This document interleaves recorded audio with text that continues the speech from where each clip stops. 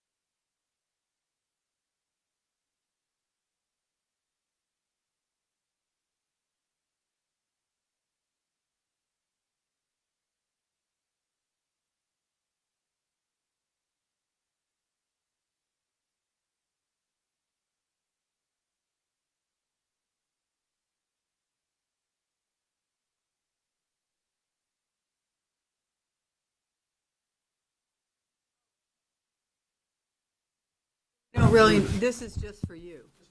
Okay. I'll take it down. All right, well, I'd like to call to order the South Burlington City Council on Wednesday, December 11th. This is a special meeting to deal with the CIP. And it's Wednesday, December 11th, 2019. And our first order of business is the Pledge of Allegiance. So Kevin, you want to start? I pledge Allegiance to the flag of the United States of America and to the republic for which it stands, one nation, under God, indivisible, with liberty and justice for all. So, instructions on exiting the building in case of an emergency. So in case of an emergency tonight, please proceed right down the stairs that you came up and go out the front door and into the parking lot beyond the building to our south. If for some reason that hallway is blocked, I will lead you out, or Tom will lead you out through the offices and out the back door and over to the same parking lot. I will be responsible for making sure that the building is cleared. Thank you. Item 3, agenda review, additions, deletions, or changes in the order of business. Is there any? You should go Christmas caroling, I think. Yeah, right. Afterwards, you mean? There we go. Okay. Seeing none, we'll move on to item 4, comments and questions from the public not related to the agenda, and we do have several people. So, you want to sit, well, I don't know, Charlie, where do you want them to sit? Over there? I can get them on this. Okay, They can sit anywhere they want. I think there's a couple of them, so slide up a chair if you want to be part of the show. Or you can be moral support in the background, that's okay too. Okay. So please state your names for the record. My name is Ed Donahue. I'm in Pinnacle Drive in South Burlington. I'm Suzette Vijaypanda, 14 Pinnacle Drive, South Burlington. Excuse me. And we're here tonight, as you may recall, we came to the meeting several weeks back to indicate, at that time I think we said 6 to 8 homes had been flooded in Pinnacle Drive Excuse me. in the Halloween storm. It now turns out there, after further review, there were 12 homes that actually got flooded on Pinnacle Drive. And none of those homes, the development's been there for 25 years, and just to reiterate, none of us have ever had a drop of water in our basements. And we had our retention ponds brought to the 2017 standards. They were finished 3 months earlier. And we feel that it is that situation of the retention ponds now holding back so much water, they're flooding homes. And we have met with Dave Wheeler since the meeting that we came to you and have gone over a couple of things. One of the things they did, we have 2 ponds. As you come into Pinnacle, there's a pond they call Pond A, which is running along Spear Street. Actually, there's a copy there, but unfortunately, there's only one copy. Right. There's a one. Yep. There's a one called new reconstruction pond. The other one is the old one. So look at that. And the other one they call Pond B is the one we feel was the cause of the flooding, where the majority of these homes come down with the storm drain, and their foundation drains are linked into that. And both of these are new ponds? They've been there, but they were upgraded to a newer standard, dug deeper, more percolation, different piping, things of that nature. Pond number 1, which is a larger pond, is always there. The second pond, which is by the Spear Street, it was there, but it was not really attached to the boat pond with the new construction. So they put the boat attached. So now the one pipe basically runs through the whole pond, the pond A and pond B. So Dave Wheeler did disconnect those 2 ponds Since then, yeah. since then, as one possible remedy to the situation. The other thing that had been done is he did do some modeling and indicated that certain piping in the actual storm drain in the street were sized years ago in a manner that they would not be allowed today to be sized. They may have been fine with the way the old structure worked for the old retention pond under the old standards.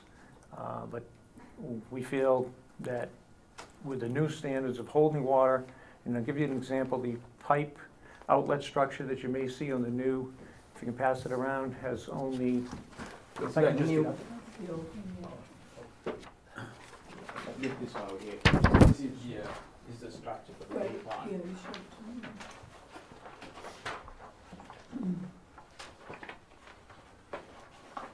This is the new outlet structure. You can all see that there.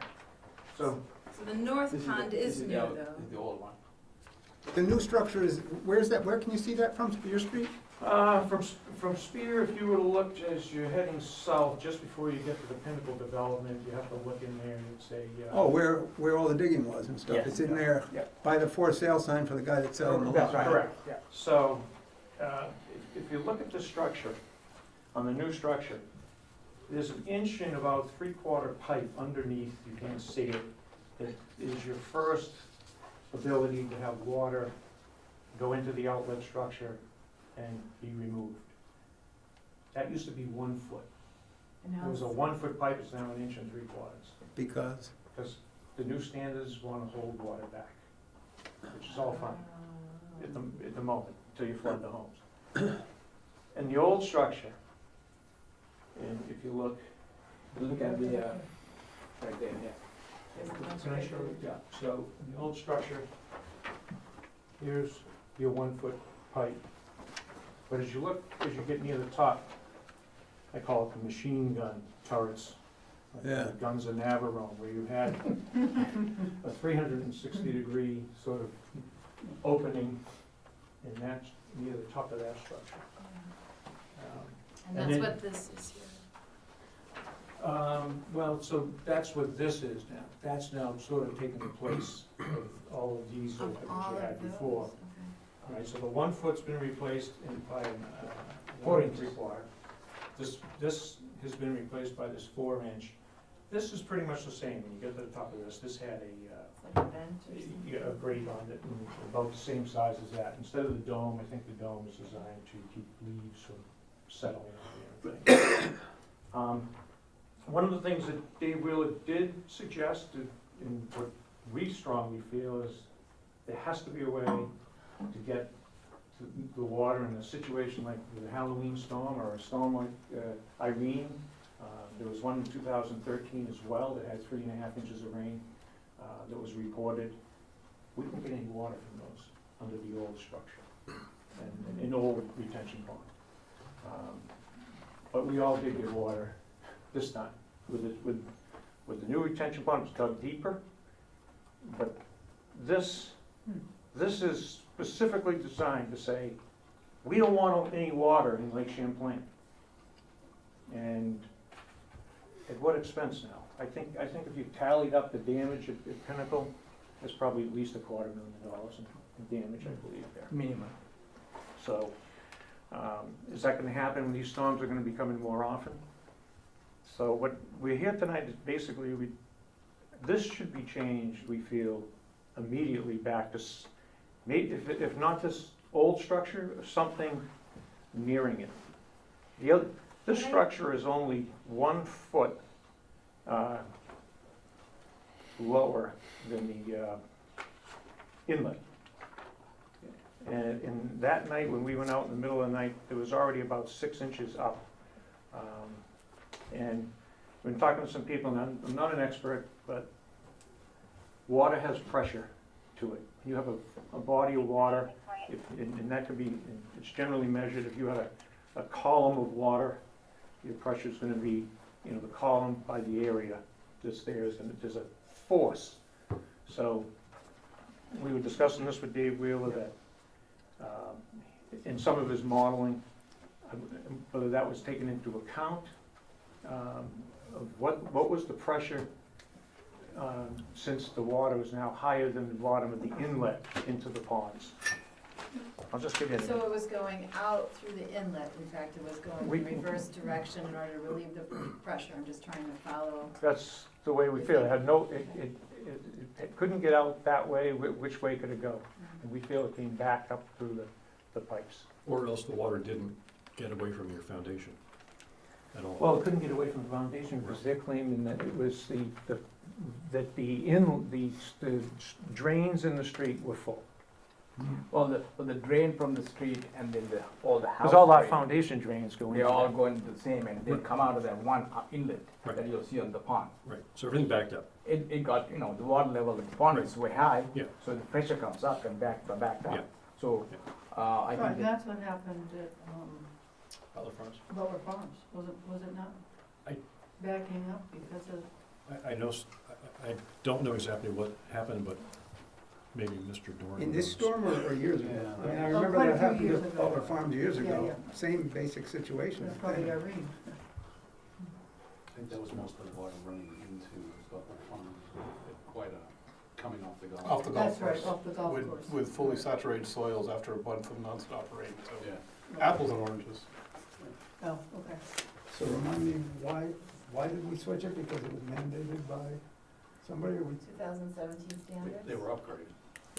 But- Well, the state, I'm not sure whether we had to do this, so I'm a little confused. I know that Seuss was more involved in it, that the city council changed what was originally, and I went over this, I think, in that prior meeting, in that originally, the city would have taken over our retention ponds if we brought it up to what was called, they had this actually in there, what was called the best effort to get to the 2002 standard. And the reason they used that word, best effort, was that given the area that we have for that particular pond, we only own so much land around it, so we couldn't double its size to get to the actual standard that may have been, whatever area it would have needed. So we weren't able to do that, so the city said, well, do the best you can to get to that standard. It wasn't done at that time because we were in a battle with the developer over actually who controlled those retention ponds. They hadn't been transferred to the association at that time properly. And so that went on for years until you guys, then by the time it was finally settled, you had developed this. so what happened now, because ponds were owned by the association, so we really didn't want to maintain, keep up with all the stuff. So I had talked to the city and asked them, what's the best way to transfer this pond so you guys can control it. And so that's what they said, well, we need to do these things in order to get transferred to the city. So that's where we actually went and got some grant, and, the association spent about $150,000, the 50? neighbors. 50? $150,000. And then total cost was like about $500,000, I think, to do those 5 ponds. And so now the city actually took over. The actual title has not transferred yet, and so that's why all this stuff happened. So all those. Just all 3 the- months before the, The Halloween. construction was completed actually June 30th this year. So your association spent $150,000, and who spent the other money? Grant money, we got Oh, about, grant money. And the city of Close South to- Burlington close had to- their share as well. yeah, the city of South Burlington had Okay. about $68,000. So the total about, I think it's close to $500,000. Its standard breakdown is percent impervious ownership. So we own the roads, people own the roofs and driveways, so. And then the grant money comes off the top. Okay. And so what you're requesting is that, going back to the old structure. Or at least the old drain, The the old drain drain. criteria. They call right? it the outlet structure, The outlet I structure? believe is what. Okay. You want the same drain criteria you had before. I think so. It may not be, and I have to look at the permitting. Dave Wheeler would probably know better than we do. But whether the state, given there needs to be an ability to have relief for people that we say, you know what, we've over constructed this thing. Pinnacle was built in the mid-90s, 93, I think it was started, and my house was completed at the end of 95. I think that's why you have bring it to the best effort of 2002, because the piping that's in the street really can you really account and put this type of pond in and have the piping be able to handle it and without flooding? So I think you have to go back to somewhere between the standards, and whether the old outlet structure won't quite make it, but I think just given, at least in these topographical maps that they gave me, and not, I can't say accurate, because I know there's one house that sits about 5 feet higher than mine, showing the same finished floor level. So there's modeling that may have been done by Dave that took into account some of these elevations that are not correct. Well, let me, I think that, so basically, the simplest, least expensive route for me, and I think the association would be, get the outlet structure back to where it was, and We'll have to see if we can Exper- legally do that. and then we'd run an experiment, and it may take 20 more years to figure, but if we have another 3 inches of rain, and you got the old outlet structure, and no one gets flooded, we know that all the modeling is wrong, and I think computer models can be wrong. Just ask Sully when he landed in the Hudson. Yeah, right? so let me talk with our experts on this and find out from Dave what, and Tom, why they disconnected the pipe between, what expectation that had, and what other solutions might be, or approaches might be needed. Yeah. I mean, I'm not an expert on it, as you know, but we do have folks who are, so we'll have that conversation right here. All right. And Just- Dave was responsive, I think. Dave was very responsive. He met with us twice. We went over. Shared the model, correct? Shared the hydraulic model. that you requested? He did share the hydraulic model. I'm just wondering whether all the input was in there, whether, as far as, We didn't see the model, but he explained to us what it is. We actually didn't see it. And you requested to have it available for a third-party consultation, correct? I think we did. And Yep. that request was granted? Yep. I don't think it's been made of us yet. If you do hire someone to evaluate it, Mhm. just let us know, we'll make it available. Well, thank you. Well- Again, I'm sorry that your basements were flooded. And hopefully we can find a solution so that it doesn't happen again. Well, right now, nobody's actually fixing the basement. Sure. Well, there, because, Well, I understand that you don't want to fix it and then have it flood again in the spring. yeah. Well, Dave had sent an email. There was a number, we talked about check valves and things Yeah. on certain places, and some of his solutions here. The other thing that the models did talk about is that they assumed everybody had a sump pump, and that was not the case in there.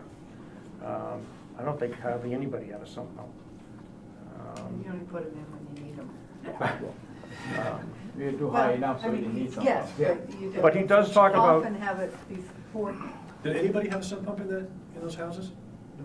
We are so high, Yeah. Pinnacle, so we really didn't need any. Does anyone have a check valve in your neighborhood? No, neither. Never needed them. We need it. We were contacted by one owner that did have a check valve and did not flood. Do you mind sharing that? I don't, I can get, I don't know who it is top of my head, but. So like Kevin said, there's solutions, we'll look into it. Okay.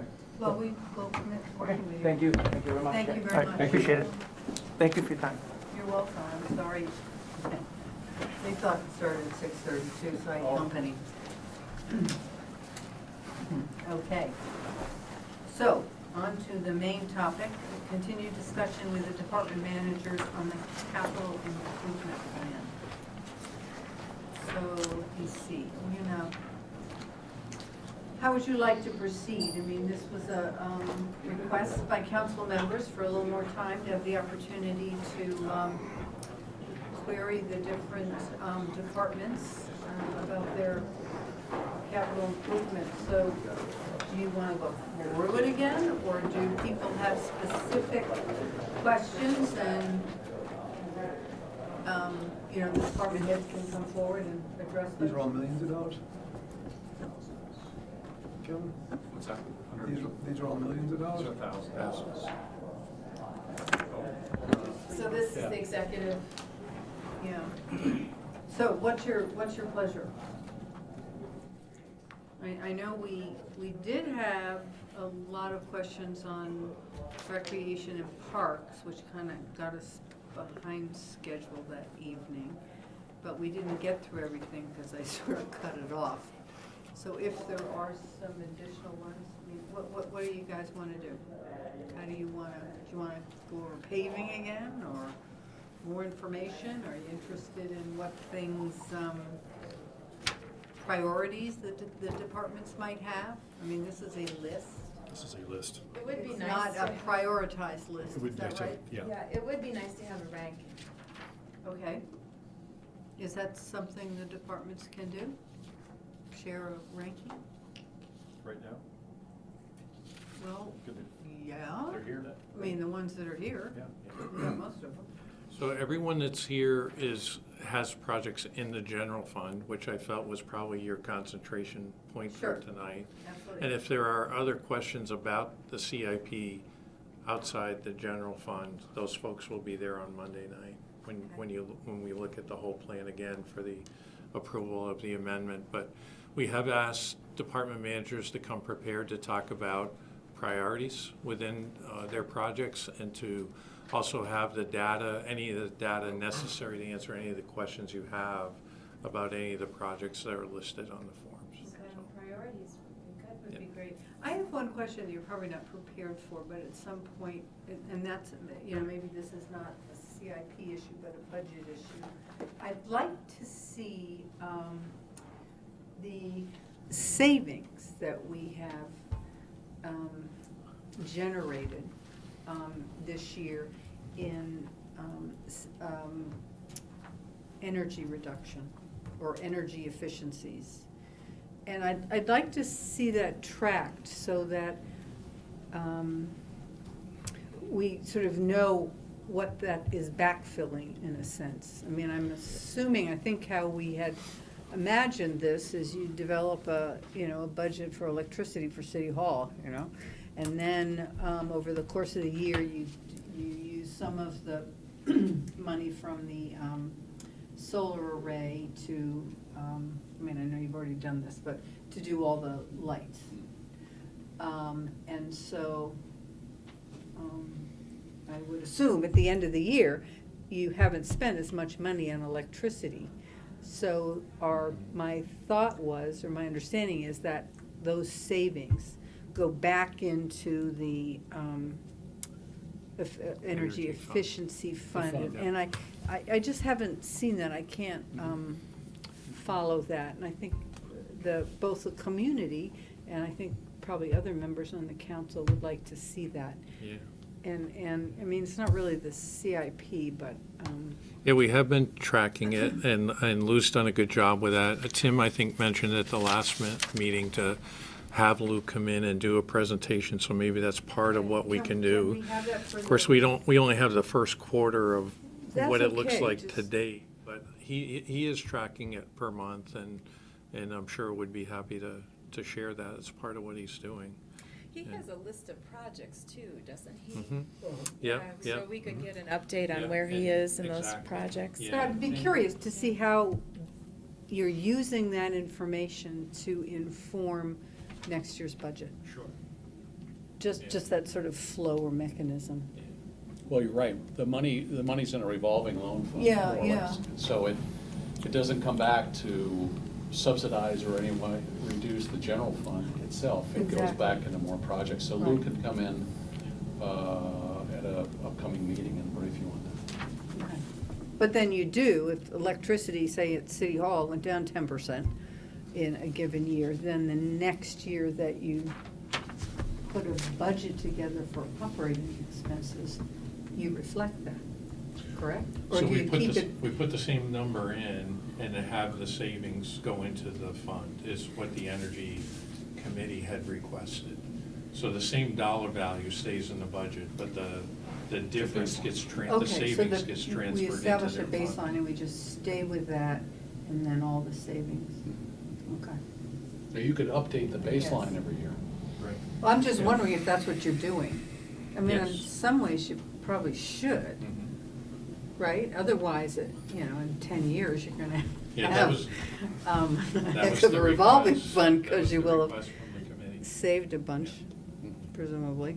I mean, if the council would rather have a moving base, or an annually updated baseline, Or every 6 months would even be good, if that's it doable. might be a challenge to Okay. do it that quickly, but Okay. yeah, we can talk about that. Well, let's talk about that in terms Yeah. of, versus cutting stuff and then realizing we're increasing the revolving fund. I think our thinking was that we get an injection of money every year and then we have savings and the revolving fund goes round and round. It doesn't get it to be the size of the moon. Which is pretty big right now. It's pretty big right now. Okay, thank you. So, Yeah, Venus and Saturn are kissing tonight or something, right? well, it's well illuminated. It's a special if full they moon. are. It's a special full moon, Okay. yeah. So you want to start with It's a cold- highways? It's a cold moon. That's right. Cold moon. Well, I may miss something here, but realistically, how much of this can we afford in the general fund?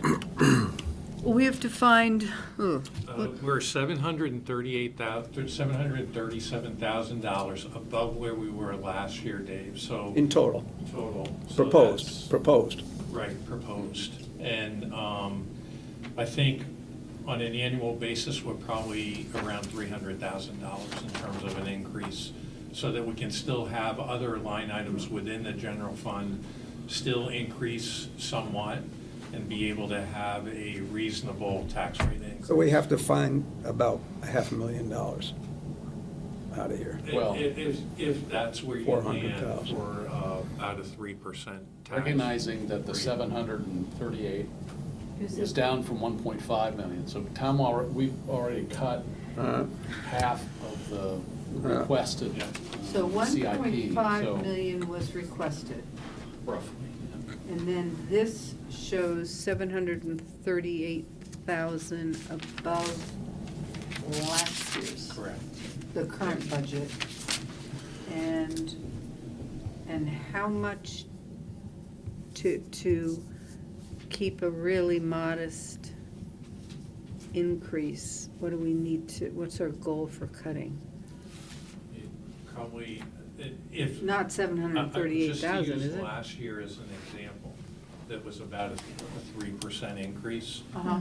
You'd probably need to cut about $500,000. Okay, so our To that. goal, If that's your goal. I mean, Tom and I Yeah, we haven't committed really bringing you a discussed- budget this year that we thought was a responsible budget, given the needs of the city. okay. And same thing with the paving, didn't some of that money come from leftover The funds? reserve fund. Yeah, For fiscal year 20, right, correct.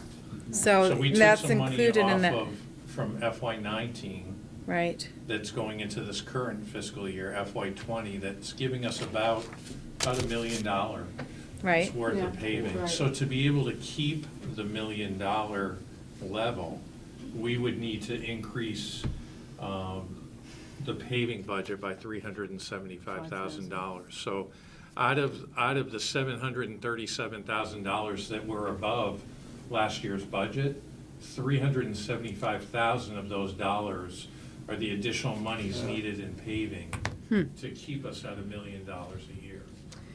So I have a couple of questions, since we're kind of going at it holistically right now from the bird's eye view.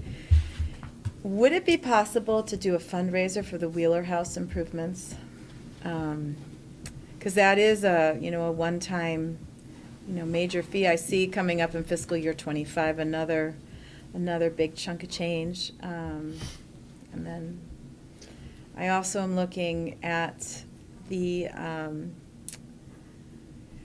the ash trees, and we had been talking about, gifting trees to the city.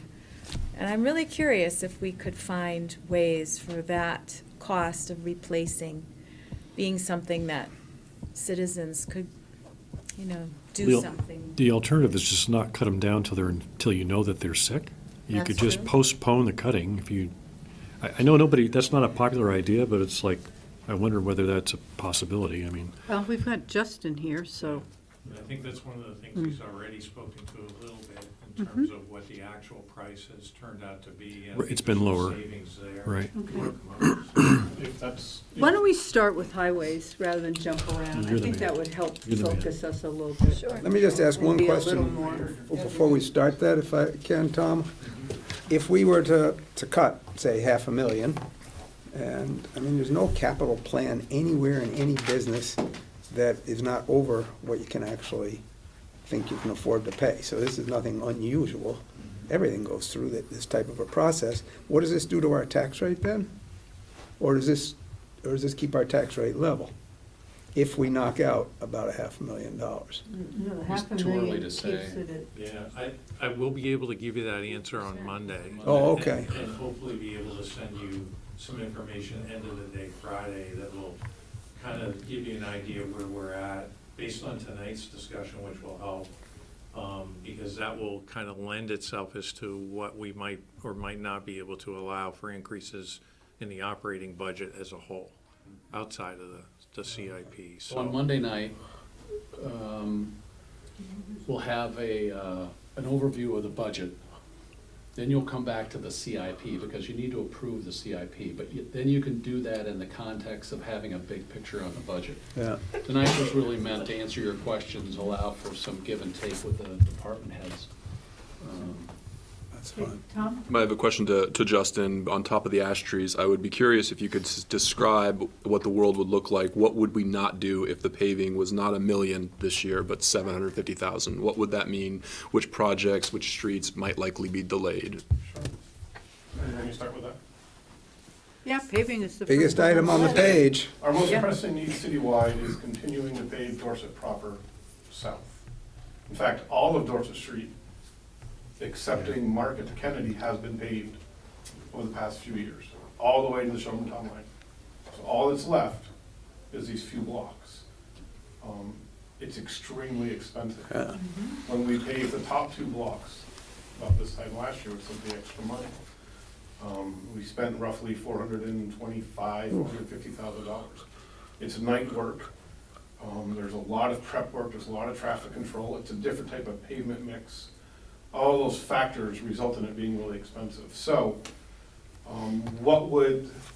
it's kind of the decision for me is, 750 is a much more comfortable number than the 625, which was previously budgeted.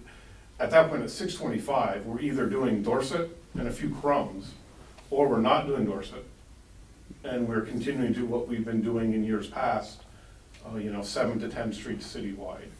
Having an expanded budget allows us to address what I believe is the community's most pressing paving need, Dorset proper, and spread some money around elsewhere. So at 750, we can do a little bit, we can do less of the spreading elsewhere. My goal would be to get through the Garden Street Healthy Living intersection this coming year with Dorset and pave elsewhere. I don't want to go too much further south. Some of the plans with the school district involve changing the lane configurations and the islands and perhaps even where traffic signals are along Dorset Street, adjacent to their property. So no sense in paving right outside our window here. But I would like us to get through Healthy Living Garden Street, which would be about, again, another equivalent $450,000, depending upon when we bid and that type of stuff. So that's your first priority. I believe it is, and also Okay. that's from what I've been hearing from the Uh-huh. community, so, there's my priority, and then there's what do we hear from the community. There's a couple small little streets that are always kind of the last ones, because that's where the lowest amount of traffic, so we always have those as remainders that we can kind of plug in if we have a budget slot available of a certain size. But certainly, if you were to say I could only pave one area this year, it would be Dorset from Market to Garden. And that's 425,000. Roughly, yeah, we've estimated it based on what we spent last year. So if you had if you had what did you say, If we had another $750? $300,000, yeah, we could, 325. we could go down to Larchen Arbor and we could hit there's always a street or two, for example, in the orchards. Sure. We've been kind of incrementally, we've done We've done Tanglewood, we've done the main road into the orchards, we did some work up in the back of it. You know, so there's always stuff everywhere. Chamberlain neighborhood has a couple of streets. So, you know, I'm not so much worried about finding the remainder. I think we can do pretty good with the remainder because the type of streets we've been paving in recent years have been long sections of our major roadways, for example, Spear and Dorset. A lot of them cost a lot of money to do that. Sure. Now that we're not doing 3/4 of a mile of Dorset, you know, southbound to Shelburne, it becomes a lot easier to break it up into these little, you know, 1/16 of a mile neighborhood streets, so we can spread the money in a much more equitable way citywide through some neighborhood streets on top of Dorset, what I call Dorset proper. How far is that from Market Street to Garden Street? How many feet is that? It's not a whole lot, is it? 700 maybe, yeah, it's not That's- much. So you gotta rip it all out and put in all new base under Yeah, there? so when this was, and stop me if this gets too far. Many, many afield. years ago. When this was paved in 1990, the states, you know, thicker is better. Yeah. Which is why, surprisingly, after all these years, the pavement's actually held up really well. It's just the rutting we've been seeing. And so when you have a pavement base that's 8 to 12 inches thick, it's gonna be structurally sound, it's not gonna start cracking and popping. But eventually, the wear and the tear of the tires and the weight of the traffic after 3 decades. Right. You know, so we have to get below the rutting and pull all that material Oh, out. there's the price. Yeah. Wow. Say, I want to echo and endorse your priority. The SBBA, the leadership there, they've mentioned multiple times how that stretch of Dorset should be an absolute top priority. So for whatever you've been hearing in the community, I've been hearing the same thing from those voices, as well as some other somewhat snarky comments on social media outlets degrading South Burlington streets with those particularly highlighted. I mean, So just as a general driver on Dorset Street, I mean, that is our retail hub, Sure. right? And It's our city center. It is in dire need. Right, I And agree. I cringe at the thought of out-of-town and in-town people traveling through there cursing us all the time, you know? I mean, A, because of traffic, and B, because it's like, you know, in their cars. So I agree that section needs to be done sooner than later. Well, that's the top priority then, and Okay, And- and then with whatever We'll do- additional money we can give you, you fill And in we'll with also other apply, streets. we'll also apply for a Class 2 paving grant, which we helped us pay for Dorset Street last year. how much would that typically give us? It pays for 80% of a project, so the key is we have to find a Class 2 road, which Dorset Street is. But they'll pay 80% up to, I believe, $160,000. So, but unfortunately, their grant cycle, those applications aren't due until like March or April. So it makes it So late in the the season. budgeting, you know, we have to budget conservatively, we can't assume that revenue. In years past with the district, out of the Fort in Colchester that runs this grant program, they would basically, you know, you'd get a grant 1 year, you'd take a year off. The next year you'd get a grant, so they can spread it around the county.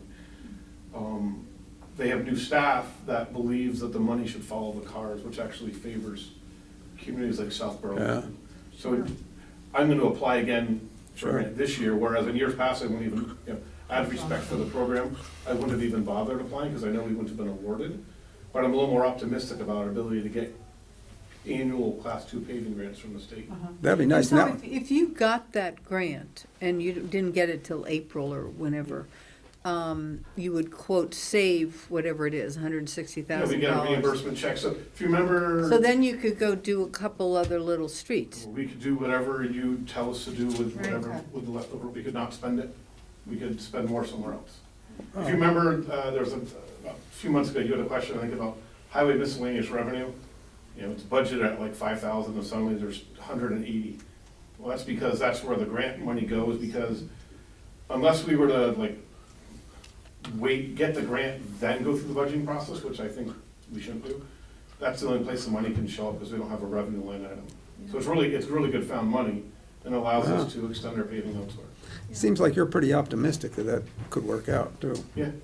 Well, then, so if you took 750 to start with instead of $1 million, and you got 150 on top of that. 150 on top of that, then we're back to 900. That's pretty darn good. So why don't we plan on that? And if we end up, you know, if you can find better ways to save off of that original 400 and something thousand, whatever it was gonna be, You know, maybe we can get somebody to chop up pavement for less money or something like that, I don't know. But I think that sounds like a great plan, and hopefully the grant comes through. Paving includes striping? No, well, so when we pave a road, we put the restriping of that paved road. Into the It's within this budget. I- We also do striping of roads we're not paving, That's another refreshing line. striping, that has its own line item. Thank you. Was not, it never is intentional. What did you say? Line pun item, intended. yeah. Well, Well, let's not vote on anything, we got a public hearing. no, but that's a reasonable That plan, sounds like right? a- Yeah, it sounds like a good plan. Yeah. Reasonable, so. Better get the And my grant. only caveat is that if, in the prioritization, if there are areas left over that do need repair, that we have the proper triage philosophy, so we get the Kaufman wagon, you know, taking care of the holes and the ruts that could upset other vehicles, right? What's that got to So- do with me? Well, isn't it named after know you, the the new little trailer that they got, the hot, hot Oh, right, hot right. mix? Thing? The fast repair thing? Yes. Yeah. So- Yeah, well, that worked out well Kaufman last Quick year, right? Repair. What about ash trees? So, Yeah. Did you ash deliver? trees, the budget consists of us, basically at the expense of $1,000 per tree to remove and then replace. So we had budgeted $1,000. And if you remember, we spent some money last year in tree removal in Dorset Farms and Village at Dorset Park. And so we had budgeted roughly 500 for the removal, 500 for the replacement, so $1,000 total. Our budgeted number for the removal, our bid number came in at somewhere between 150 and 200, so it was significantly less than what we had estimated. The replacement trees came in right about 500, kind of right on nose. So if you put those two together, it's maybe 700 instead of 1,000. So our first round of experience with this is we're spending 30% less. So I would be comfortable therefore assuming we could take 30% off Yeah. any of these numbers. 'Cause thousands is a Also, lot. this can be spread as thin and as far out as the legislative body chooses. It can be ignored. But I would caution that, as Councilor Kaufman noted, there are always budgetary pressures. And something like this that you can theoretically foreseeably just keep kicking the can down the road, I would not want to be in your seats if and when those trees all start to sour in a hurry. Right, right, right. So, That's my question. Plan ahead. If we don't take them down, is that going to encourage the spread of the emerald ash? it will encourage the spread, and I'm sure you've seen what they look like when they're deforested or defoliated. It's really unattractive. And so I would maybe say that of the 200, if you take 30% off top, we're now down to 140. I understand the task that you're charging yourselves with tonight is to try to find about $500,000. Well, we You know, just I would found say- I 250 would say, in you know, paving. Maybe leave some money in here. You Right. can certainly pick whatever number you think is appropriate, but I would not want this to be one of those things that is always on the cutting block because it's not like the most immediate pressing need and doesn't, we're not getting letters from the SBBBA about it. And we really have, We'll get letters, if and when it happens, then we'll get the letters, and I think we want to be ahead of that. over 1,000 of those trees? We have 770-ish. Left? That are on public land, right? Yes, along Jeez. city streets, city street trees. And So which it's tree over service 100 is a giving year. you the pricing? I'm sorry. So that's over 100 a year Yeah, over the roughly. 7 years? Barrett's, DJ's, and there was a third. Teachers? Did you go to him? Craig Lambert is handling all the bidding parts of it. I can get back to you with who these signals. I would, I would go to this guy Greg Rinaldo, his Teachers Tree Service. I passed his truck Great. this morning. He's always been far and away the most reasonable. Okay. If it was cut to 100,000, Greg do you think we Rinaldo, could I still mean- do a fair amount of the work and? I like Barrett's That's too. a good chunk. You like who? Barrett's too. Well, you pay a I don't think we should be whole lot talking more. about which tree services we No, like. we should. Oh, okay. Barrett's did the first round of removals for us at a really good price. I'm just telling you. You said you could live with Barrett's is spelled 100,000 with an E. if we had to go to Oh, 100,000. darn it. That's what I don't like about it. I can live with whatever number I think 1,000 is a responsible, appropriate number. Yeah. I'm gonna show you this one. 100,000. And then one other thing, the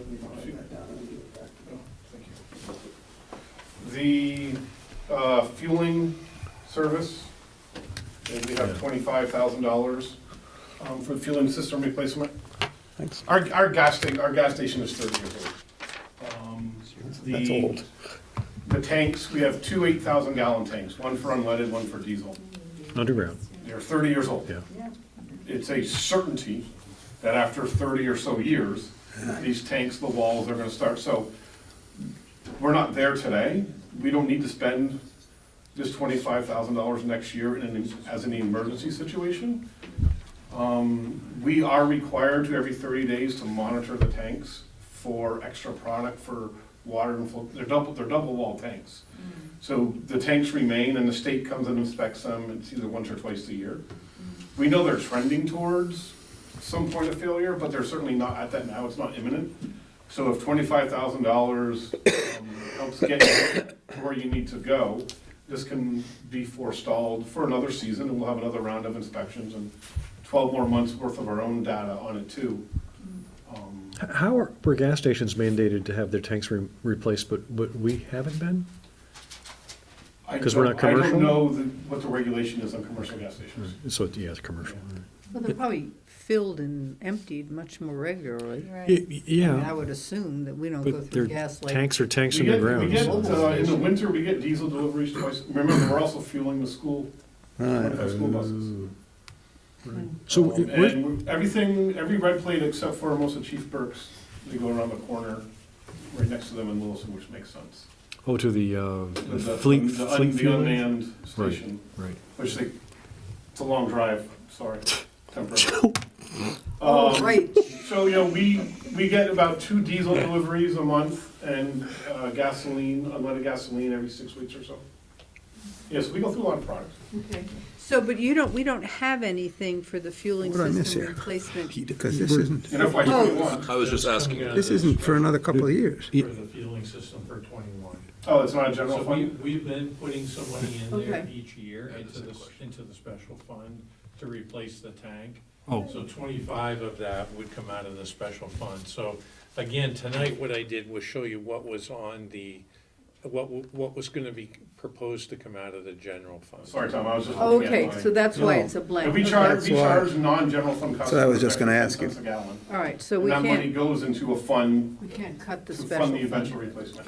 Which line are we talking about? Is that garage Fueling expansion? system But we don't need to worry replacement. about But it. it, because oh, of- but yeah. it's not, It's a yeah, there's blank, nothing yeah. there. That was my That's why. fault. I was working off a different sheet. And facility stewardship, $100,000. No, that was this That's year, but this he's got year. nothing for next year. Yeah, That's gone over into the energy projects. That money's been transferred, or some portion of the okay. money has been transferred over to all the energy projects reside there now. What? In terms of fleet Are we looking replacement, at 21 or 22? 21. So the first grade column is So what why is are this you- year. Yeah, right, so why are you saying there's nothing in facility stewardship for 'cause 21? that's 20, So we're cutting out of the FY '21 column, 20. which has not, in my sheet, has nothing in facility That's 100. stewardship. Yeah, I know, but we're looking at these numbers, these are But the it's proposed empty numbers. there. FY '21. Right. Oh, so why are you cutting it? FY '21? Yeah, Yeah. but there's nothing under facility stewardship. Right. Okay. Yep. Oh, okay, I'm sorry, yeah. All right. So we were able to find potentially 350,000 out of your, and the last thing I spent a lot of money on is fleet. We've already cut it, and Tom can attest to this, annually, we're down to $250,000, which is basically a full-size and a small-size pickup. I'm sorry. Yeah, I was gonna say. Plow truck. Plow truck. yeah, that's And a if, nice you know, pickup. if we don't replace those in a timely manner, we're just less reliable when it comes to winter maintenance. Sure. And it's 250 for one? No, so a full size is about 160,000, 160, 180. Jeez. And then depending upon honestly, it depends upon how much money. So we come to Tom with what things cost. We then work backwards to a number, and almost like in paving, with whatever the remainder, we'll kind of stick whatever street fits. Yeah. And so then we kind of try to stick whatever vehicle fits the remainder after we spend 160, 180 on a big plow truck. So what you're saying is 250 is what you really need to live with on this one in Well, I order would like to. more, but yeah, 250 is where we are today. If we cut less than that, you know, these aren't $7,000, you know, these are 40, 80, $160,000, so it's a lot of money, but there's not a lot of trees in this budget. How old is the oldest plow that you have now? How many miles are on it? Oh, I don't know that. I can fall through. I'm just curious ballpark. So we've taken out And so 250. you're all I'm sorry. set with enough stuff for plowing sidewalks? We got a new one. Yeah, we have last year. we have four what I would consider kind of front lines right now. Okay. And they've been running all season. I'll check back Yeah, in March when they're not. But yeah, so far, we've by buying the one over this summer and adding it to the fleet, it's made a difference. Okay, any other questions? We've knocked out 310. You said Listening to 350, keep but I moving only along. see 310. We He took said- out 250 on paving and 60 on 100 ash. He said he could take 100. 100 Oh, off. 100 on We decided ash, 100. 350. Yeah. Okay, I fine. took out 275 on paving, I thought that 725 was the sweet spot. I'm wrong? 750. I heard 750, I but believe Councilor Kaufman mentioned 750. Yeah. I thought you said That was 750. early on, and then we went from Or there actually, down. Councilor- Well, 750 and 250 is 100. Let's just, we need to, in theory, Okay. find another 150. Let's keep going and see where we end up. Yeah, so are any other comments you want to make on I don't- paving or l- highways rather? I don't want to do this, but if the fleet replacement was cut to like 225, 200, could you get cheaper vehicles? Is there softness there, or is So that? basically, if you're gonna cut to that low, you may as well go to like 180 For one truck. for one truck. Big Because truck. above that, I don't know what I can buy. I might be able to buy a trailer, but I don't need a trailer. You know what I mean? Let's not do that if we don't have to. Okay, yep. I really hate when I drive around in other towns and see really crappy-looking fleets with rust and all kinds of I stuff. I don't hate care if that. they're crappy looking, I want the I do. streets plowed. I do too, Well, but then it's a I- crappy You're looking, a saying- crappy performance. Yeah, probably You know, so. there's a Right, but I mean, correlation. but if you need a big and a little to keep your fleet up to what we have now. Then we get a enough big and a little. complaints about stuff isn't plowed well enough. So I certainly wouldn't want to diminish that. So, Fire and ambulance. okay. Last comment? Yeah, do you have another? Are you gonna buy an icebreaker? The thing that goes in the We front don't have that any has all the water. little, has the little pins that stick out that precede you and then breaks up the blocks of, it's something I saw in a Minnesota truck last week, so never mind. Oh, Okay. wow. Yeah. Speak with our Midwest representative. But I'll I, brief you in on that. FFC. yeah, it looked pretty, if you hit somebody with it, they wouldn't come out very good. They, Thank you. All right, Thanks. thank you very much. Rotary bed Hey, nails. fire and ambulance. I have no questions on fire and ambulance. Any questions anyone have? You got what you need? The communications tower is the bond, the existing bond, right?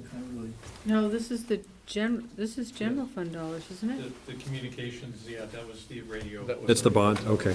Yes, but it's And general. that really ends in 2030. Are you leaving? Don't ever put black on blue. Okay. So we're 27, okay okay. with, Yeah. we get enough fire coats this year and we're not doing that? It's actually the following year that's gonna be a little more challenging.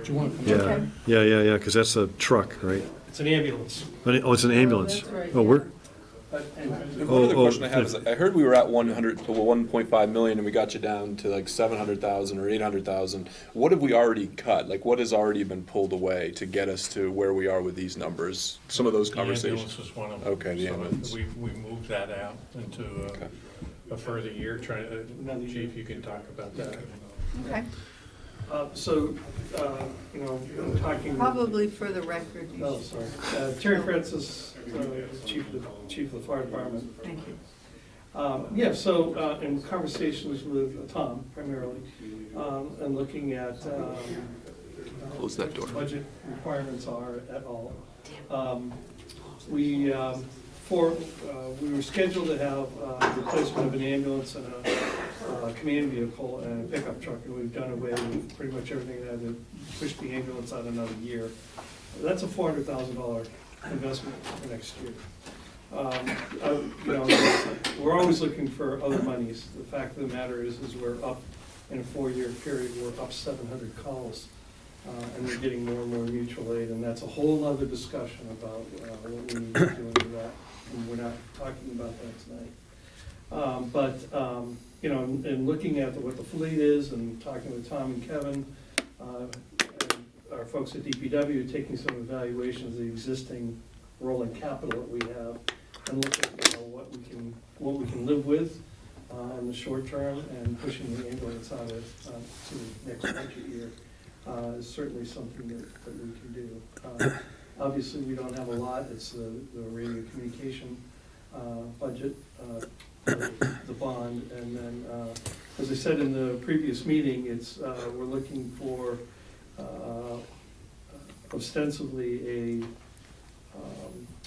testing device for our CO monitors that we can set up as a station, and the advantage to that is the CO bottles that we do to run our tests on our equipment, our carbon monoxide detection equipment, which is used about 150 times a year, is about $1,000 a bottle, and we go through about 4 of those a year. And if we go to a station, we can actually save a considerable amount of money, and the payback for that's about a 4-year period.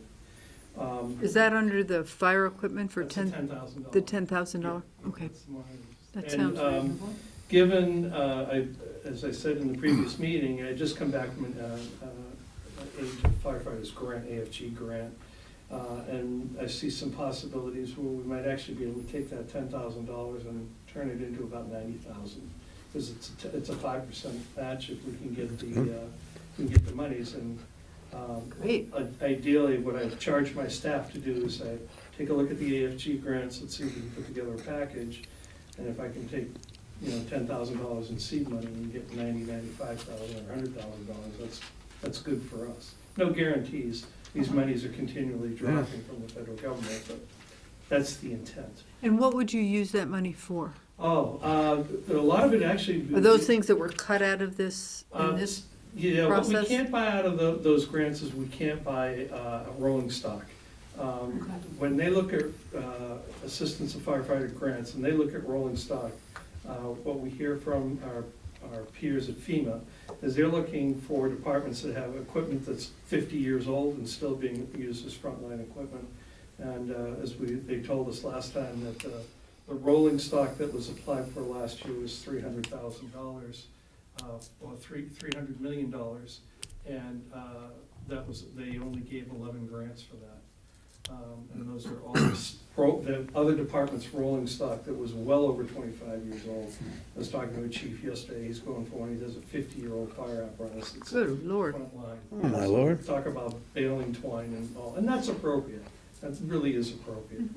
It's a small town that doesn't have a lot, and they certainly get the use out of it.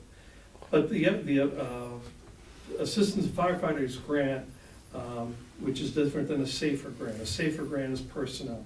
We'll talk about that another time. But the AFG grants looks for things like, we've gotten an AFG grant for 20 years ago for new equipment in the gym. We'd probably look at that again, because the stuff's 20 years old and we use it every day. The other things that we would look at is like gear washers and that type of stuff. We found over time that if we can keep our gear clean, and we do wash it after every call, after every fire that we've been to, that keeps the carcinogens off of our skin. That's why we have a second set of gear, so that if we're washing a set, we can put on a clean set after the crew's had a chance to shower, wash all the carcinogens off themselves, and then be ready to go back into work. Hopefully we get that break in between. So that's the type of stuff that we look for to do Okay. that. And pieces of equipment that will help with that as well. Great.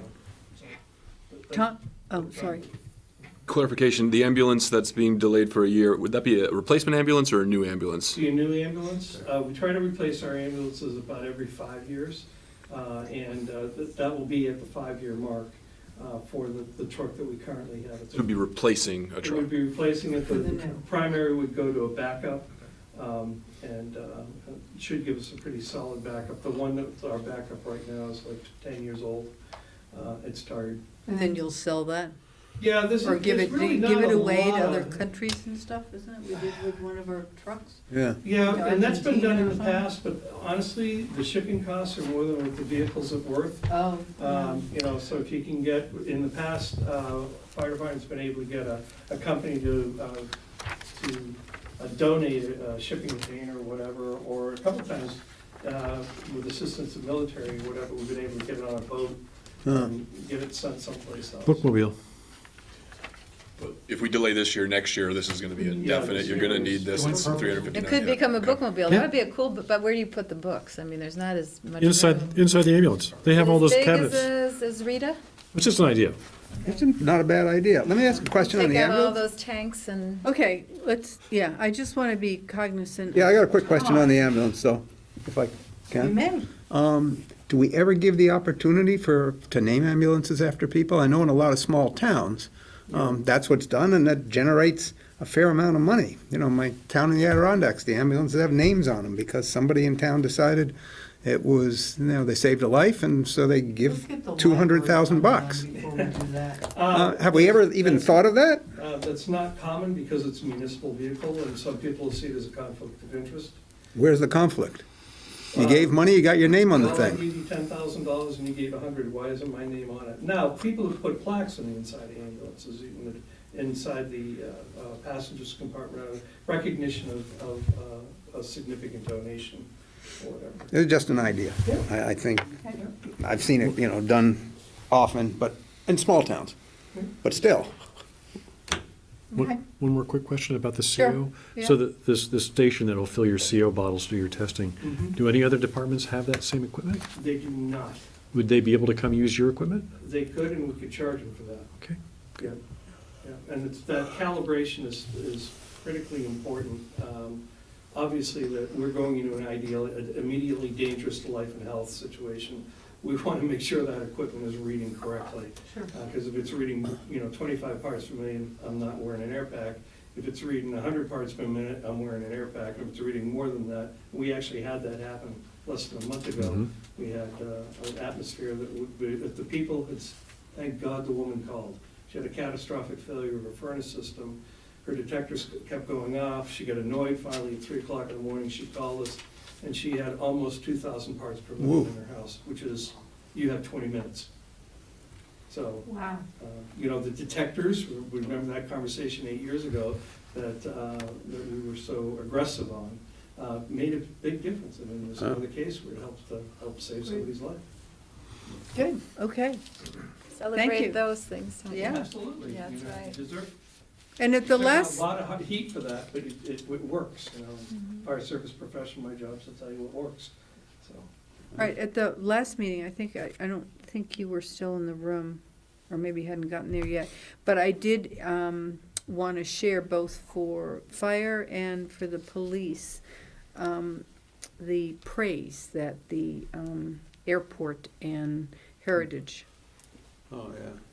gave Yeah, you Beta. for your, yes, for your assistance and the professionalism of your work. Well, So I just want you to know work in that they- concert between Mhm. Beta, between the fire department and Yeah. between the air guard people. That's how it's supposed to work, and we collectively pride ourselves on that.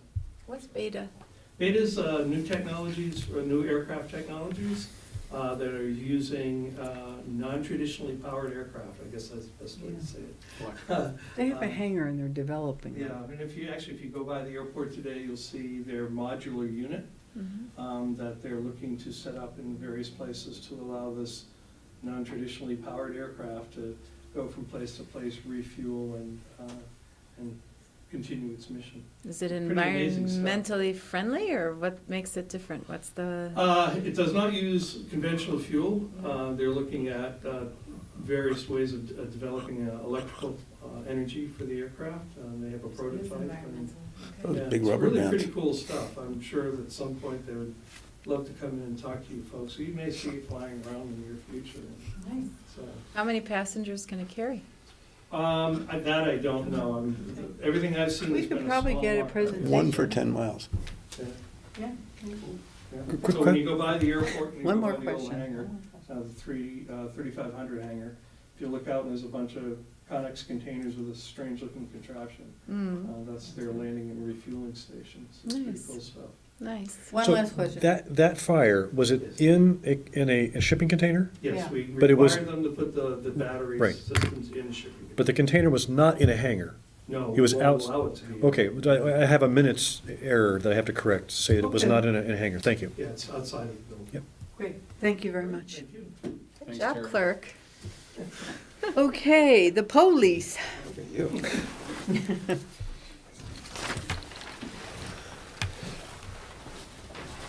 Well, you gotta pay the debt service, we need cars.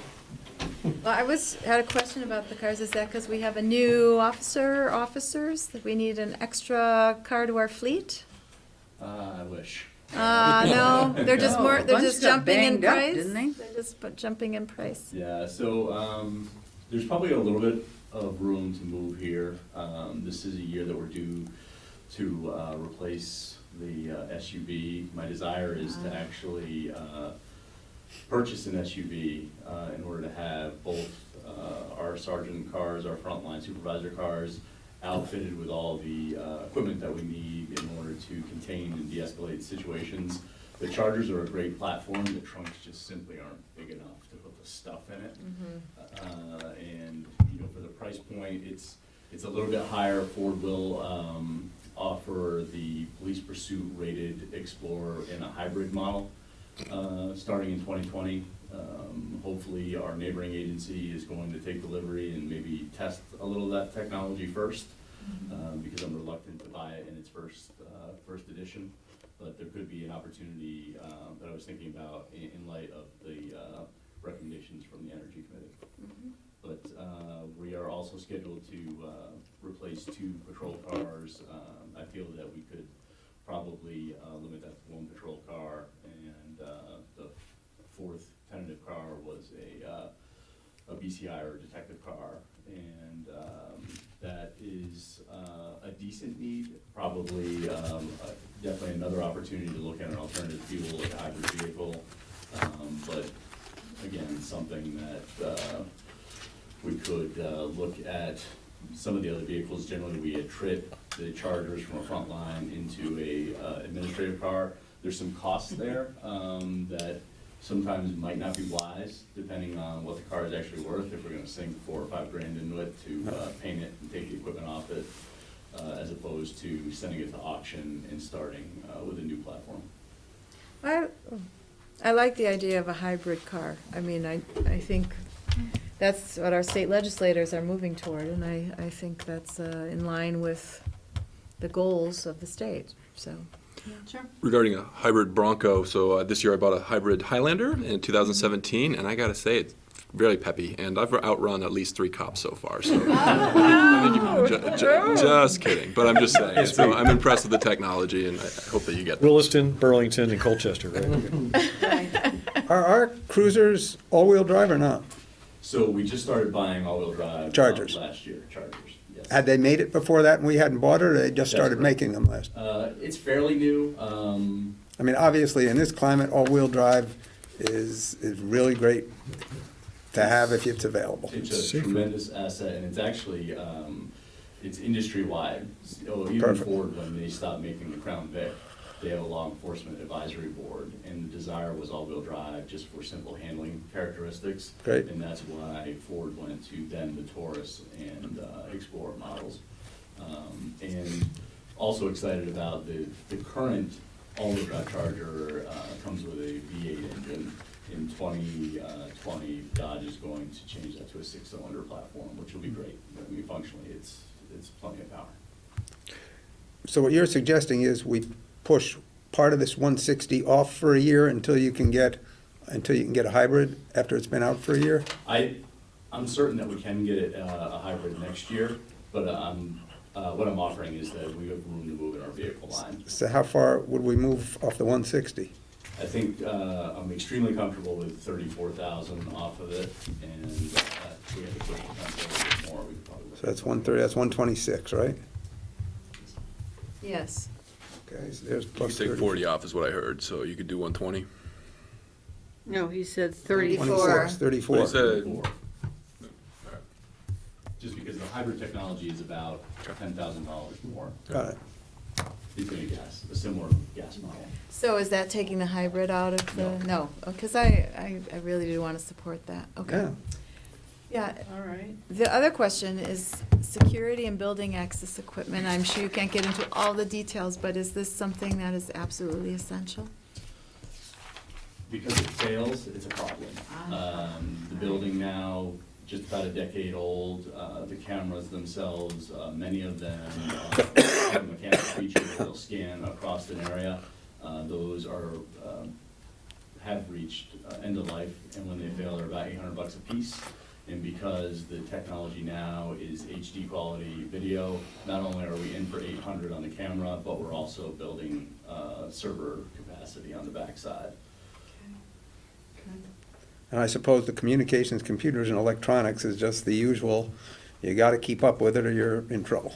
But actually, we were able to find about $22,000 that we can buy our new fingerprint scanning machine that we need. We can buy that this year. Tom Hubbard just approved that, so we can take 20. So we can take 22 Minus off the 22. 98? Oh, Aren't that's you a great. Good civil servant here. Thank you. Just keep going. Yeah, because you're next, Holly. I'm I know, doing the math in my head. I'm still the newest, but that was a lot. We're doing, I think we're doing pretty well. $56,000. This is where last does not mean first. I think that's great. I'm so confident, Megan. I think that's great. I think you got a good plan. I think it makes a lot of sense. We're looking at the hybrids. We're all-wheel drive. You get the technology you need. That couldn't be better. Let's go to Rec and Parks and then I can have dinner. Thank you. Thank you very Thank much. you. Thanks a lot. Thanks. Before Holly comes up, maybe I can preface her remark, but Alana's not here tonight, but she had made a presentation to you earlier about the current debt need of $737,000. So we propose to cut the city center reserve fund from the 860 to 750. 750. At least in terms of what our current debt is. And then if we need to raise that in the future, we can consider raising it based on the project. And that's for money for what?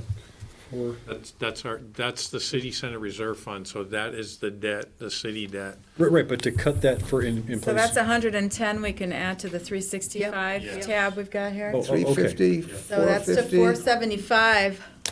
We're over Ooh, 500. Holly. We- I We're have over the 500. answer for you. All right, Do we're you? just 25 short. Okay. No, we're not short at all. We got 350 out of the highways, and then we got 3456 out of the police. No, and we just got picked up 310 out of the 110. highways. But if we can safely cut more, the taxpayers would Right, and we appreciate got it, so let's 350. explore what we can do. We got 100 off trees and 250 off paving. I thought it was 60 off What's trees. the I number think he was that okay we're with at 100 now? off.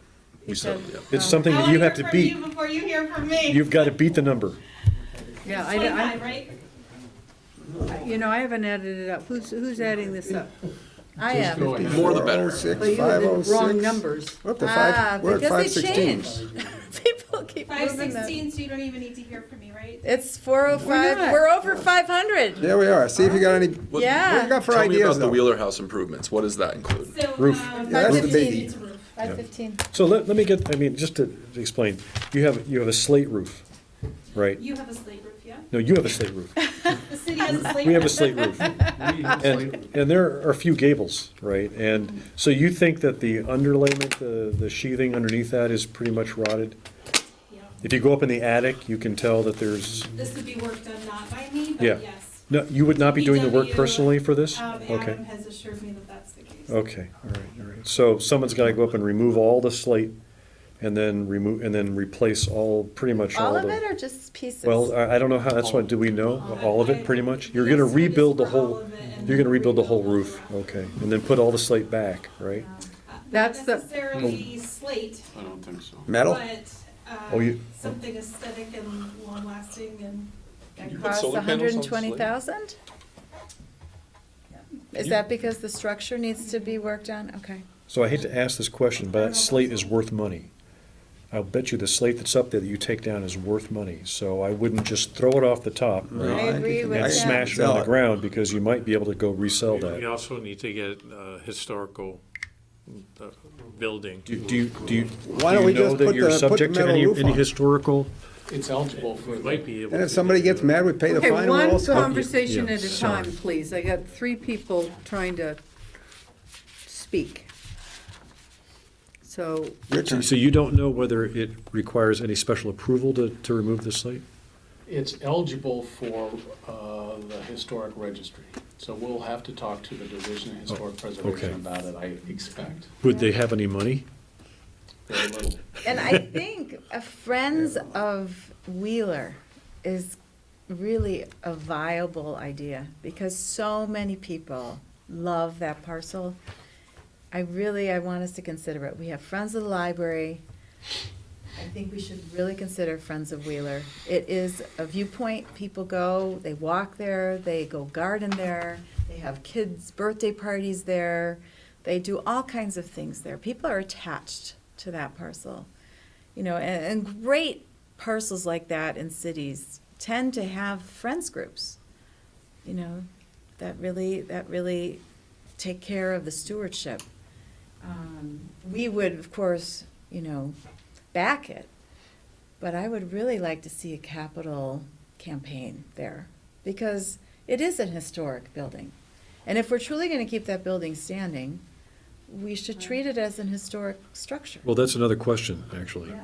I weigh in at that point, Megan, Yeah. and just make note for the public and for the record that the amount of work that Carol has done up there to improve that facility, and Common Roots has done Right. they a have. major investments in the building, Yes. for which we should recognize their Yes.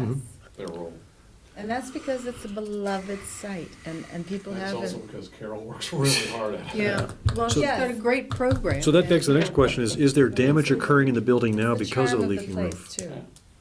I don't believe that there's damage. There's significant energy loss, but I don't believe that there's damage. Energy loss Because because, there's heat flying out, so there's no insulation in the attic roof, is what you're saying? minimal.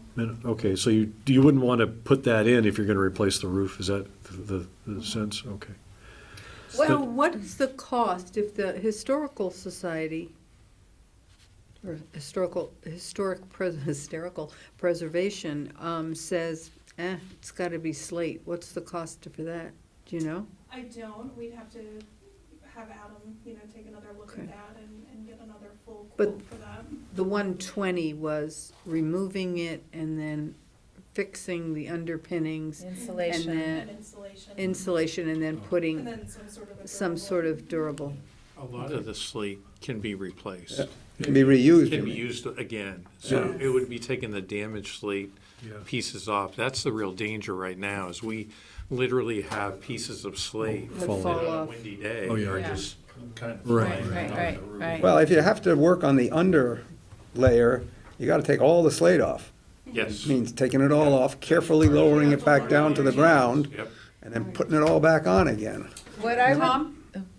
Just want to confirm, and I think I know the answer to this. I'm assuming slate is not solar friendly, but a new roofing structure would allow for solar panels up there, and is that something we'd not want on a historical building, or is that part of your considerations in this roof? It's There- not been part of our consideration to date. There are a lot of gables and stuff. It's not a real solar-friendly roof. I think, from just looking at it, but maybe I'm wrong. I can't remember what the south side looks like. Clearly, we have to do some more research on Yeah. what our Okay. obligations are and so on. yeah, if I could So just Megan? have an idea, yeah. What I would suggest, and you guys can say if you want to, you know, consider it, is keep the roof as a separate line item that we would put on the ballot separately. I'm just suggesting that there would be, I mean, it wouldn't even be a penny. It would be, you know, it would be a quarter of a penny or a half of a penny or something. And just to really highlight that this is an important structure to the city. And, I don't know, I mean, we could certainly budget for not slate, but then shoot for that historic preservation and ask the public, would you be willing to spend this half a penny to keep this building historically sound. Megan, I don't agree. We got too many other demands on needs, and we can't afford to do this within a budget. So let's do it based on additional research to show whether we should put slate pack on it. Tim But just showed me the slate's gonna be picture. more than We 120. can't put solar on it. The roof is too complicated. But slate's more than 120, Dave. But we might be able to put a metal roof on, if allowed. Some of the newest metal roofs are pretty darned attractive, even on older Sure, buildings. but historical preservation has a different idea about what is attractive. Is the It's building what is currently his- on the State's Register of Historic Places? Maybe we need It's a. not on the registry. Well, I think, Research I think first? we need more information. Yeah, we need a little more Yes. So information. the question is, do we keep the 120 as a placeholder, knowing or understanding that, it may not be enough Right. if the historical preservation wants to get involved, or if they don't, then I guess it would be enough for some kind of roof. Is the time frame for this, we really need to do this in the next year? Yeah. Otherwise, there really is more damage that would be far more costly. in Well, it's danger. damage and danger. Danger. Okay, And we'll get sued if somebody, all the right, well, slate let's comes off not and cut hits that, somebody. and, Right. we can think So, about. let me just ask one more You like question. that idea, I Holly? think or- your idea of a friends group is really important. I don't know that a friends group that would be responsible for fundraising for this effort. I don't think there's time for that. Right. So I That's think why it's the an half a immediate cent is need. what I was thinking, see if that could, If it fits within, the current CIP budget that you're looking for, I would highly encourage that we just keep it in there. And then maybe we look for other approaches later down the line that we can plan for, like the boiler, if that's gonna be the next big ticket item for Wheeler. I'm just not sure that it's the right timing for this issue. How for old the the boiler friends. is in But there? how about a half of a cent? What if we could keep the increase below 3%, and then have this half of a cent to save the slate roof on Wheeler? So if they vote against it, does that mean that the community doesn't want to fix the roof? No, that means that we have 120 placeholder where we go with the metal. Well, we got more research to do, so somebody's got to find out if historic preservation, I highly doubt there's any money available to go to grants and things like that. I mean, But they have to find out whether or not it has to remain slate. That's the Right. other- if it's not designated, I think we can do whatever the heck we darn well please. Well, that's what we're gonna That's what find we out. gotta find later. out. So, yeah. And the only other thing I would ask is if you could break down all the work that needs to be done, like, take the slate off, and then they have to replace the sheathing that's underneath it, right? And if the insulation is needed, how is that supposed to be applied, and is it blown in, is it foam, is it fiberglass? And would you have to, put facing on that, on the inside of the eaves? Just so we understand what all the components are, and could you do one and not do the other, How old's the house? I mean, it's possible the eaves are open under there. And the bricks too, in were places. probably made from the clay from the Great Swamp. I don't know, but. Well, let's leave 120 in there and do some research and see where we're at. Okay, so other parts of your budget. So I would say just, quickly when I'm looking at these things can wait.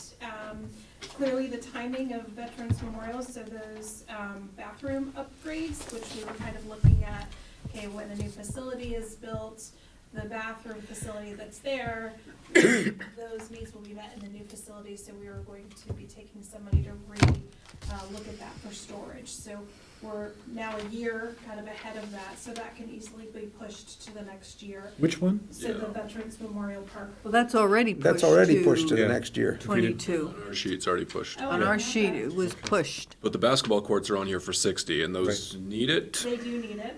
Yeah, there's a lot of pooling. It's repaving and painting and, Yeah, it's grind, yeah. Mhm. All right, then we have this Samansky Bleacher playground. replacement. those are aluminum? Are those Yes, aluminum? for 10. Yeah, so that can wait, that can be Okay. pushed off a year. Bleacher replacement? Mhm. It's just a one bleacher set. Okay. Samansky playground replacement? Is that So pretty- that's not coming now, so the Savansky Park improvements are what you're looking at, the Oh. 20,000. Oh, So I'm sorry. that's, you know, it's okay, that's the basketball court and the tennis court facility rehab. We've been talking a lot about Oh, pickleball. pickleball lines, Yes. oh my God, show them. So our sheet says playground replacement. So the playground replacement piece is out in 26. So this is an improvement. So the 20 is the actual Pickleball. pickleball. Oh, so that should read improvement, that should You read. gotta get to the pickle. So it's $20,000 for pickleball at Szymanski. That'll make West Dom very happy. Yes, I know. And Overlook Park? we're not gonna pick at the Overlook Park, pickleball. This is kind of part two. There's money in the current CIP. Unfortunately, it didn't make it onto the fall paving, so that kind of paving piece will be reserved for the summer. But then the 35,000 would kind of be for, you know, the upgrades. For Overlook Park? Mhm. What So kind- we've got to do what that, kind that of- is. Besides paving, what kind of upgrades, like re-landscaping the Yep. island? Exactly, and re-landscaping kind of the hill scenario. Okay, You ever and, gonna be able to cut down the trees? yeah, so an aerial, I thought like a that was boom the to come and plan. just cut all the tree Okay. lines so we could see over So them? we don't do that, so we don't top trees. The arborists will tell us that we don't do that. And we wanna be respectful. I know Kevin's had some conversations with the neighbor, and they do have a shrub line that's grown up, but I think there's a continued concern if those trees weren't there, kind of the, you know, direct lighting that would be hitting the house, and so we need to work with the landscaper to kind of work on what can we do to prohibit the view, but also provides protection for that neighborhood. And so that's where that landscaping money would go. This is a problem all over. I mean, you know, What? viewpoints that are being obscured by overgrowth. I mean, even on 91, when you're heading just before Springfield, there's this beautiful view out over the you know, the valley there, and you pull over and it's just blocked by sumac. Now nobody cuts it down. If you go to Red Rocks, in the picnic area, you used to be able to look out the water. The trees have all grown up on the shore now. You can't see out, right? Red Rocks Park, if you go up to the top, right, some of the areas, the overlooks, they've got trees that have grown up and you can't see out. You go to the River Gorge, Whiskey River Gorge, right, the overlook is blocked by trees. It's like all these beautiful views now are being blocked by nature. Come on. We've talked about longer term, that the true viewing place for the Adirondack view that you get at Yeah. Overlook now would be replaced up at Underwood. Yeah. Because that will, Yeah. we can control Right. what is planted in front of that. Yeah. It's the same view Yeah. principally, but. Overlook still has a lot of value. It does. Yeah. We're not talking Yeah. about eliminating it. No, but we're saying- it's becoming limited. I mean, when they clear cut that forest area that's further down, right? That opened up some views, and now that's all growing back as well and starting to obscure. Well, the view slightly to the south has nothing in the way, and that's still good. and that's still, it's Okay, gonna stay so- good. Except for We're one at tree. 525. I'll cut it So down. you've given up 10,000. I'll probably cut it down. Okay, Thank you, Holly. thank you. Thank you. Would you know who to contact about a friends group for Wheeler? I mean, I think we would start with Carol. Carol You McQuillan? know, I just had a meeting with her, as you know, she's got some significant plans in the summer future Right. for some smaller events on the land, so kind of met to talk about that and what that would look like.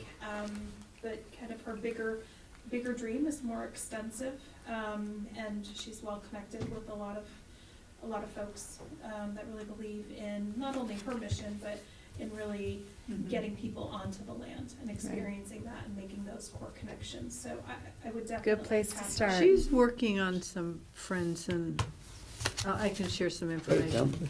please. Jason. She is working on that I sort mean, of Justin's email. fundraising. Jason. Good. Tom? Hate to jump around, but I just want to double back to the ambulance. How old is the one that we're delaying for a year? And you were completely comfortable with pushing this off 1 year, Chief Francis? Yeah, it's coming up on year 5, Yeah. so we'll be going into year 6. And that's not abnormal. The truck that was purchased is a very solid piece of equipment. Money well invested. All right. Name a So, shingle program. thank you. So we have IT, hardware and servers. Can anyone address that? Binoculars to see it. I would just say that's the Telescope annual mounted. replacement program for our desktop. Don't mess with that. I Yeah, think okay. We don't wanna get behind. I totally agree. So I did have Al come. because Okay, the rest yeah, of it- yeah. Yeah. And then city management, is that CM, is public art. Yeah, what's that 5K for? Come Yeah, I on. think they wanted 20 in there, and I think Alana was trying to be realistic, but it's just to really do some more design work for something in city center. Thank you. Okay. With the committee. I would have guessed. And the bonds payment, that's, I mean, you have to pay off your debt. Is that like including the 8 million pension plan plus other things? Yep. Okay. Yep, all of them. Yep. But does that really end in 5 years? No. No. There's something else going on there, huh? Yeah. Okay. Okay. I just want to thank the chair for having this meeting. It's really helpful to just see from the managers of the different departments when we talk about these cutting of these important things, how that comes across and how much give there is. So- Well, I want to thank these Not at folks for 10 doing such a Yeah. diligent job of making the recommendations and figuring out where we can do that so it goes smoothly. I mean, that's really helpful. Yeah, thank you so much. I know it's another Terrific. night, Thank you. late, but it's not too late tonight for us. This is great. So on Monday night, you would actually consider the amendments that you've made Yep. to the CIP and approve, and possibly approve it as part of the meeting on Monday. There's no reason we wouldn't. So Tom, you kept track of those, so you can present. I have a concern on something that we didn't discuss tonight about the Performing Arts Center, but I can raise that on Monday night. What performance? I said nothing in here. It's not in here, but it's in the SIP, and so I just want to speak to that. We can do that Monday. Oh, you mean it's in there 10 years out or something? 2 Okay, years out. or 2 years out. All right, You lost me on that. There's a Performing Arts Center for $30 million, 2 years out in the CIP. Proposed by Karen? well, it's just there, because it was, we talked about it Can stay there. earlier at some point. Yeah, all right. Somebody wants to write a check Is there for any 30 other million. business Right? that anyone has? What's going to be on our agenda? I do have a question whether the Natural Resources Committee is going to have candidates be interviewed. We don't have any. We don't have, it's been advertised and there are no, how about the people who came forward for the DRB and we couldn't take them all? You know, maybe we'll go back to them, but we haven't had any responding to the ads. Also, the Affordable Housing Committee is 2 members down as well. Cindy Reed Yeah, had to resign. resigned because she found herself in conflicts of interest all the time Right. because of what she did. The committees have asked if the council would consider opening up the appointment process, midterm. Sure. And so it's up to you guys what you want to do. But I would really hope that we could have a discussion and talk about the candidates that we could not appoint to the DRB. Sure. and see. Yes, because we have a couple openings, and I know the Affordable Housing Committee has some people interested, potentially, Good, that's good. that they think it would be really positive, so. Excellent. Yes, Tim?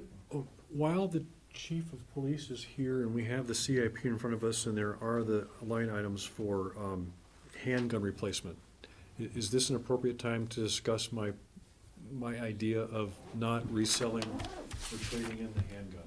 Destroying them instead? But destroying them instead? Yeah, to be frank, yeah, just taking them out of circulation, out of service.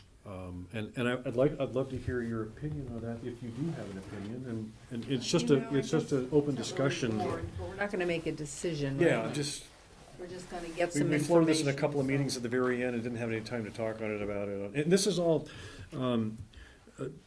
so my questions about the, originated with the article in the 7 Days about the state of Vermont having possession of a bunch of arms that they confiscated from people, and then there was a desire to sell them, and then that got publicized, and that created a furor.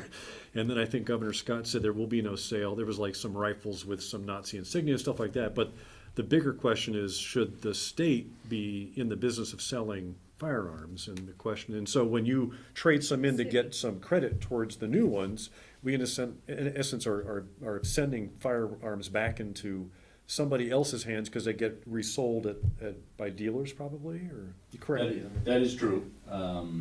So the particular guns that we carry and the vast majority of law enforcement carry are manufactured by Glock. Glock's trade-in program is very aggressive, upwards of $285 to $300 per gun. And on a base cost of? On a base cost of just under 500. So it would be remarkable in the context of the fiscal cost of a replacement. I will say that the only thing that comes to mind is generally cops that have carried their gun for a while usually buy those from wherever we trade them into. And in fact, I've done that a few times, and I think everyone here knows that my dad was a cop, so between the two of us, that's 47 years of service, and there's 6 guns in my house. So whatever that math boils down to, I think there would be an emotional cost to staff if we went in that direction, and a fiscal cost because we would lose in the trade value, but I also understand the concern with the number of and availability of guns, but I want to state clearly that we do trade these in to licensed firearms dealers that specialize in police supplies, and they're at least responsibly resold from that point forward. What does responsibly mean? Meaning, it's not a kitchen table deal, it's not a parking lot deal, that you actually have to go in person to a gun shop and submit to the background check and purchase the gun from the licensed firearm dealer. So the history of the gun itself would show from manufacturer to the dealer that sold it to South Burlington Police to the dealer that we traded it into, and then from the dealer to now the new owner. So you don't buy directly from Glock? You'd buy from a dealer, so are the guns used? They're brand new, but, and I'm not super sound on federal gun law, but Glock's not a direct vendor. Oh, okay, they're just a have- producer, okay. Yeah, they have points of sale, and generally we deal with Perro's Supply in Waterbury, who's a licensed firearms dealer. So, but if the officers have the opportunity to purchase these used guns directly from the city, is that, you can't do that? Oh, okay, I didn't realize that, all right. Is that illegal to do that, or? So that was a bit of the legislative change last session, where you have to do a background check, Right. and just it would not be the best practice for the city to get into. The best practice would be to trade them in and have the licensed firearms deal with legal transfer of those guns. Okay, well, Okay. we can have another discussion on that. Sure, thing, but yeah. you've got your. Yeah, thanks your for the information. Sure, appreciate it. Things answered. Thank you very much. Thanks, Chief. Okay, any other business? I'd entertain I'm sorry, Tom. There may be a request from NRC coming forward to temporarily reduce their meeting size to 6 so that they can have a quorum and conduct business. Right. Their current size is 9, which Right. means 5 out of 6 people have to vote affirmatively for anything to get done, so. It's really hard for them right now. Yeah, That's yeah. why I would Yeah. really like us to move. It'll be on the agenda, and so Yeah, so there's that. So that's a little background for people to think about, so we don't spend half an hour talking And I about it. know there's, I would just like for Celine, just to clarify the meeting schedule for January. Yes. Were we still gonna meet on the 6th? No. I know you weren't gonna be here, Megan. I Did we think move we that? decided we were going to move it so that we could have all 5 of us here. And were we moving it to when? The 13th. Oh, the So the 13th, the would- following. And that will be the budget meeting, right? Yes. Mainly. Yes, Yeah, okay. Monday, the 13th. At 6:30. Right, So no regular meeting on the 6th. right. Or that week, Or that week. So we'll meet the 13th and the 20th, so, the 21st, actually. 21st, because it's Martin Luther King oh, that's Day. right, yes, yes, I'm sorry. okay, thank you. Okay? Okay. Very good. And 6:30, right?